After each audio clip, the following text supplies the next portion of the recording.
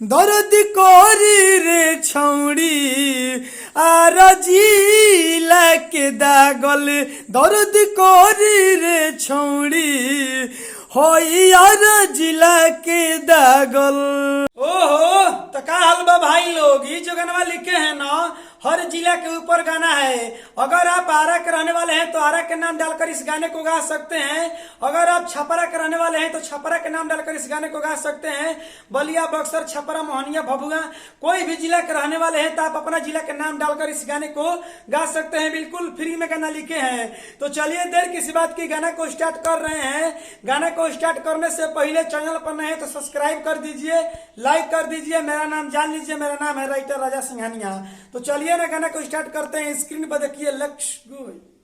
चलिए दोस्तों, ये मुखड़ा है, हम मुखड़ा को गा रहे हैं। देखनी तहर गागल भइली बनी पागल रहतनी रात भर जागल जागल।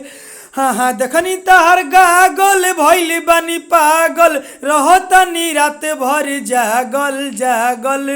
दर्द कोरी रे छौड़ी आर जिला के दागल दर्द कोरी रे छौड़ी हो यार जिला के दागल। चलिए दोस्तों, ये पहिलका अंतरा है, हम पहिलका अंतरा को गा रहे हैं। टोपे वाला चीजवा जे ऐसे देखबू तो बुढ़वो के नियत खराब हो जाई। बच के रह जिला यारा से बूची तोहरो जवानी जियान हो जाई।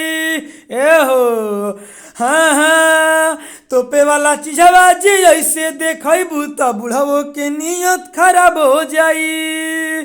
बच के रह जिला यारा से बूची तोहरो जवानी जियान हो जाई।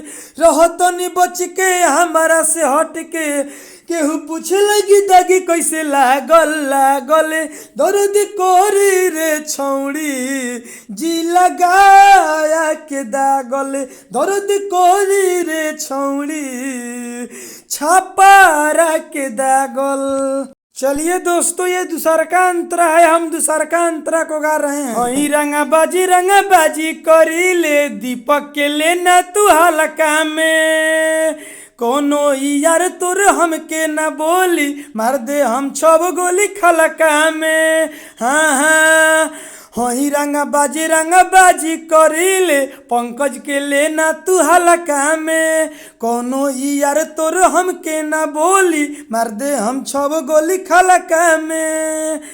राजा सिंघनिया छुई है बदनिया हो जैबू तू पागल पागल। दर्द कोरी रे छौड़ी आर जिला के दागल दर्द कोरी रे छौड़ी सासाराम के दागल। चलिए दोस्तों, गाना समाप्त हो गया है। अब मेरे बतिया को ध्यान से सुन लीजिए। अगर आप सिंगर है, इस गाने को गा रहे हैं तो गा सकते हैं, कोई दिक्कत नहीं है। बिल्कुल फ्री में गाना लिखे हैं। आप बक्सर के हैं तो बक्सर नाम डाल दीजिए। आप आरा के रहने वाले हैं तो आरा के डाल कर गा लीजिए। आप गया के रहने वाले हैं तो गया के नाम डाल दीजिए। तो इस गाने को गा सकते हैं, कोई दिक्कत नहीं है। अगर आप चाहते हैं कि नहीं नहीं हम इनसे बढ़िया, इनसे बेस्ट पर्सनल गाना लिखवाएंगे तो देखिए उधर स्क्रीन पर मोबाइल नंबर है, कॉल करके आप हमसे पर्सनल गाना लिखवा सकते हैं, इनसे बढ़िया, इनसे बेस्ट।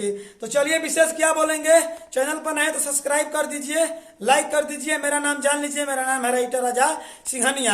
हाँ, अगर आप इस गाने को गा रहे हैं तो इसमें मेरा नाम डालकर इस गाने को गाइएगा। चलिए विशेष क्या बोलेंगे, अगली वीडियो मिलेंगे, इसके लिए बाय बाय।